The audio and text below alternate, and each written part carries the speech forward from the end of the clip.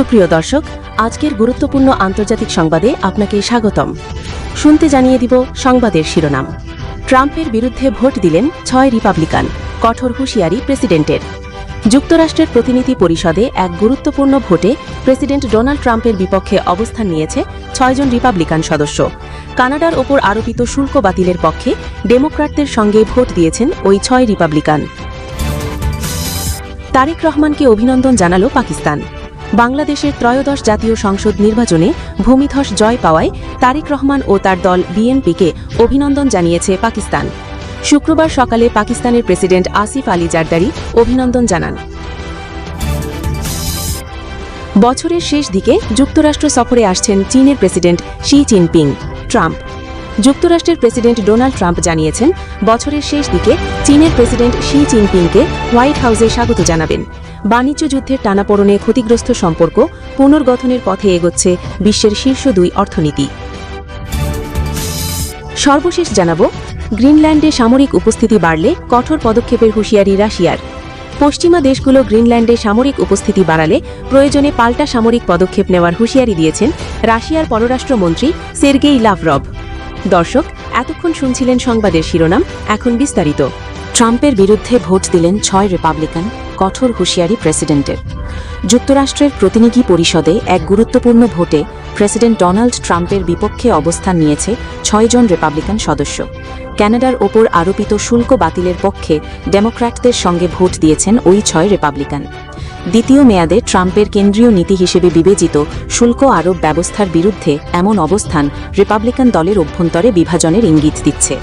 শুল্ক বাতিলের প্রস্তাবের পক্ষে ভোট দেওয়া রিপাবলিকানরা হলেন Thomas Massie, Don Bacon, Kevin Kiley, Jeff Hurd, Brian Fitzpatrick ও ড্যান নিউহাউস। ভোটের পক্ষে থাকা সদস্যরা বলেন, শুল্ক আরোপে তাদের অঙ্গরাজ্যের কৃষক ও উৎপাদকরা ক্ষতিগ্রস্ত হচ্ছেন। তাদের এই পদক্ষেপে ক্ষুব্ধ হয়ে ট্রাম্প ট্রুথ সোশ্যালে কঠোর হুঁশিয়ারি দিয়েছেন। ট্রাম্প লিখেছেন, কোনো রিপাবলিকান যদি শুল্কের বিরুদ্ধে ভোট দেয় তবে নির্বাচনের সময় তাকে গুরুতর পরিণতি ভোগ করতে হবে, এমনকি প্রাইমারি চ্যালেঞ্জের মুখেও পড়তে হতে পারে, সতর্ক করেছেন ট্রাম্প। স্পিকার মাইক জনসন দাবি করেছেন, প্রেসিডেন্ট এ নিয়ে ক্ষুব্ধ নন এবং প্রয়োজনে তিনি ভেটো ক্ষমতা ব্যবহার করতে পারবেন। তবে প্রতিনিধি পরিষদে 2/3 সমর্থন না থাকায় ভেটো অতিক্রম করা সম্ভব নয়। এর আগে সেনেটেও অনুরূপ একটি প্রস্তাব সাধারণ সংখ্যাগরিষ্ঠতায় পাশ হয়েছে, তবে চূড়ান্তভাবে তা কার্যকর হতে গেলে প্রেসিডেন্টের স্বাক্ষর প্রয়োজন। ডন বেকন বলেন, আমরা কেবল রাবার স্ট্যাম্প নই, শুল্ক আরোপের সিদ্ধান্ত কংগ্রেসের হওয়া উচিত, হোয়াইট হাউসের নয়।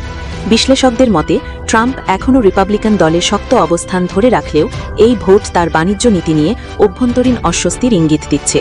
সামনে মেক্সিকো সহ অন্যান্য দেশের ওপর আরোপিত শুল্ক নিয়েও আরও ভোট হতে পারে। তারেক রহমানকে অভিনন্দন জানালো পাকিস্তান। বাংলাদেশের ত্রয়োদশ জাতীয় সংসদ নির্বাচনে ভূমিধস জয় পাওয়ায় তারেক রহমান ও তার দল বিএনপিকে অভিনন্দন জানিয়েছে পাকিস্তান। শুক্রবার সকালে পাকিস্তানের প্রেসিডেন্ট আসিফ আলী জারদারি অভিনন্দন জানান। পাকিস্তানের প্রেসিডেন্ট বলেন, নির্বাচন কমিশন এখনও চূড়ান্ত ফলাফল প্রকাশ না করলেও বিএনপি ও তাদের মিত্ররা জয়ের পথে এগিয়ে। বাংলাদেশের গণতান্ত্রিক আকাঙ্ক্ষার প্রতি পাকিস্তানের সমর্থন অব্যাহত থাকবে এবং নতুন সরকারের সঙ্গে বাণিজ্য, প্রতিরক্ষা ও সাংস্কৃতিক সহযোগিতা জোরদার করতে তার দেশ আগ্রহী।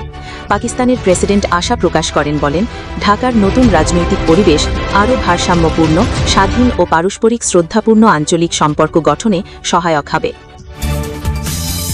বছরের শেষ দিকে যুক্তরাষ্ট্র সফরে আসছেন চীনের প্রেসিডেন্ট শি। ট্রাম্প বলেন, যুক্তরাষ্ট্রের প্রেসিডেন্ট ডোনাল্ড ট্রাম্প জানিয়েছেন, বছরের শেষ দিকে চীনের প্রেসিডেন্ট শি জিনপিংকে হোয়াইট হাউসে স্বাগত জানাবেন।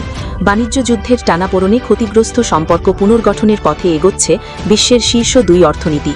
ওয়াশিংটন থেকে বার্তা সংস্থা এএফপি এ খবর জানিয়েছে। এনবিসি নিউজকে দেওয়া একটি সাক্ষাৎকারে ট্রাম্প কথা বলেন। সাক্ষাৎকারটি বুধবার ধারণ করা হয়। সেদিনই ট্রাম্প ও শির মধ্যে বাণিজ্য, তাইওয়ান, ইউক্রেন রাশিয়া যুদ্ধ ও ইরান পরিস্থিতি নিয়ে বিস্তারিত আলোচনা হয়। এর আগে এপ্রিল মাসে ট্রাম্পের চীন সফরে যাওয়ার কথা রয়েছে। এরপর শি যুক্তরাষ্ট্র সফর করবেন। সাক্ষাৎকারে ট্রাম্প বলেন, শি হোয়াইট হাউসে আসছেন বছরের শেষ দিকে। তিনি আরও বলেন, বিশ্বের 2 সবচেয়ে শক্তিশালী দেশ দুটির মধ্যে সম্পর্ক খুবই ভালো। 1 বছর আগে ট্রাম্প পুনরায় হোয়াইট হাউসে ফেরার পর থেকে ইস্পাত ও গাড়ি সহ বিভিন্ন খাতে খাতভিত্তিক শুল্ক আরোপের পাশাপাশি নৈতিক লক্ষ্য পূরণে বৃহৎ ব্যবস্থাও নিয়েছেন। বাণিজ্য নিয়ে ওয়াশিংটন ও বেজিংয়ের মধ্যে টানাপোড়েন থাকলেও গত বসন্তে বড় ধরনের উত্তেজনার পর উভয় পক্ষ একটি বৃহৎ সমঝোতায় পৌঁছায়। চীনা উৎপাদনের ওপর নির্ভরতা কমানোর জন্য যুক্তরাষ্ট্রের পদক্ষেপ সত্ত্বেও দুই দেশের অর্থনীতি এখনও গভীরভাবে পরস্পর নির্ভর। সেই সর্বশেষ 2023 সালে যুক্তরাষ্ট্র সফর করেছিলেন। চীনা সরকারি সম্প্রচার মাধ্যম সিসিটিভির উদ্ধৃতি দিয়ে জানানো যায়, বাণিজ্য সহ দ্বিপাক্ষিক বিষয়গুলো বেজিং ও ওয়াশিংটনের মধ্যে সৌহার্দ্যপূর্ণভাবে সমাধান করা যাবে বলে শি আশা প্রকাশ করেন। তিনি বলেন, একটি একটি বিষয় ধরে এগিয়ে গিয়ে ধারাবাহিকভাবে পারস্পরিক প্রত্যয় গড়ে তুললে দুই দেশের সহ অবস্থানের সঠিক পথ তৈরি করা যাবে।